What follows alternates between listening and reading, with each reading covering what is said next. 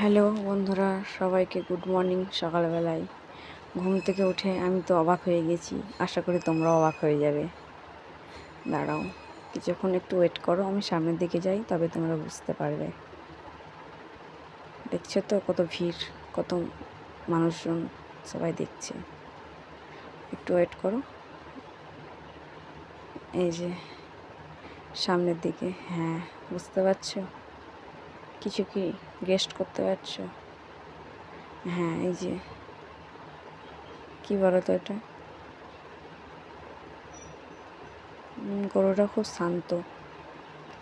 গরুটির 4টি পা আছে, আর ঘাড়ের কাছে দেখলে তো 2টি পা আছে। 6টি পা গরুটির। এই যে বোঝাই যাচ্ছে, বুঝতে পারছ? গৌমাতাটির পা 6টি। আমরা তো সবাই অবাক হয়ে গেছিলাম, বলছি না? আমরাও অবাক হয়ে গেছি, তুমিও অবাক হয়ে যাবে। দেখো প্লিজ, ভিডিওটা দেখো, স্কিপ করো না। এই যে অনেক ঠাকুরও আছে।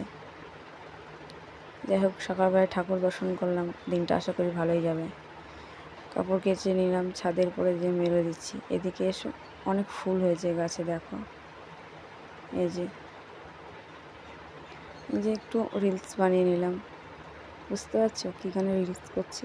বুঝতে পারলে কমেন্ট করো তো, দেখি কে পারে বুঝতে।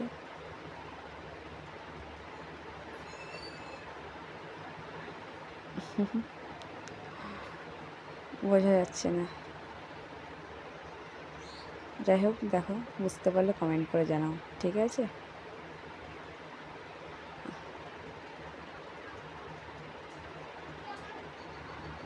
যাই হোক, রিলসও বানানো হয়ে গেল। এবার একটু মাঠের দিকে এসেছি, দেখো মাঠের দিকে কত সুন্দর, সবুজে সবুজ চারিদিকে, খুব ভালো লাগে। একটা শান্তির জায়গা। যা এখন গরম, এই মাঠের দিকে ফাঁকায় শুধু সবুজ বাতাস, মৃদু মৃদু হাওয়া বাতাসে মনটা একদম ভরে যায়। বুঝতে পারছো? জঙ্গল,